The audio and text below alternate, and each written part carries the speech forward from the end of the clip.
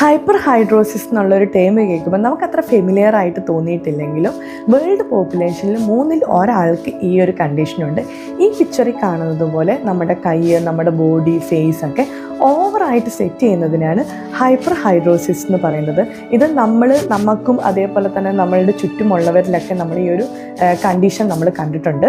ഇതൊരു ഡിസബിലിറ്റി ആയിട്ടാണ് കണക്കാക്കപ്പെടുന്നത്. കാരണം ഇത് നമ്മുടെ പേഴ്സണൽ ലൈഫിലും സോഷ്യൽ ഇൻട്രാക്ഷൻസിലും നമ്മളുടെ ജോബ് അതേപോലെ സ്കൂൾ പെർഫോമൻസിലൊക്കെ ഇത് ഒരുപാട് എഫക്റ്റ് ചെയ്യുന്ന ഒരു കാര്യമാണ്. ഇത് മെയിനായിട്ട് ഉണ്ടാവാനുള്ള കാരണം പ്രൈമറി, സെക്കൻഡറി എന്നുള്ള രീതിയിൽ നമ്മളിത് രണ്ടായിട്ട് തരംതിരിച്ചിട്ടുണ്ട്. പ്രൈമറി റീസൺസ് എന്ന് പറഞ്ഞിട്ടുണ്ടെങ്കിൽ നമുക്ക് ഹെറിഡിറ്ററി ആയിട്ട് കിട്ടുന്നതാണ്. ഇപ്പം നമ്മളുടെ പാരൻസ്, സിബിലിങ്സിനൊക്കെ ഉണ്ടെങ്കിൽ നമുക്ക് ഉണ്ടാവാനുള്ള ചാൻസസ് കൂടുതലാണ്. ഇത് മെയിനായിട്ട് ഉണ്ടാവുന്നത് നമ്മുടെ നെർവ് സിഗ്നൽസ് കറക്റ്റായിട്ട് പാസ് ചെയ്യാത്തത് കൊണ്ടാണ്. രണ്ടാമത്തെ റീസൺസ് എന്ന് പറഞ്ഞിട്ടുണ്ടെങ്കിൽ thyroid, certain cancer, infections, diabetics ഒക്കെ നമുക്കുണ്ടെങ്കിലും ഈ ഒരു കണ്ടീഷൻ ഉണ്ടാവാനുള്ള ചാൻസസ് കൂടുതലാണ്.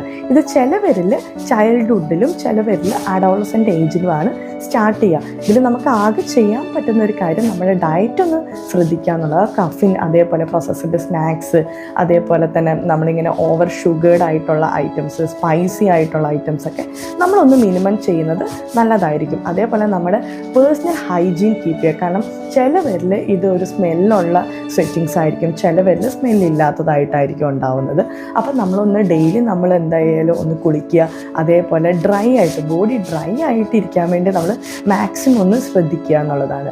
അപ്പോൾ നിങ്ങൾക്ക് പരിചയമുള്ള ആരില്ലെങ്കിലും ഈ ഒരു കണ്ടീഷൻസ് ഉണ്ടെങ്കിൽ നിങ്ങൾ ഈ ഒരു കാര്യങ്ങളൊക്കെ ശ്രദ്ധിക്കാൻ വേണ്ടി അവരോട് ഇൻഫർമേഷൻസ് പാസ് ചെയ്യുക.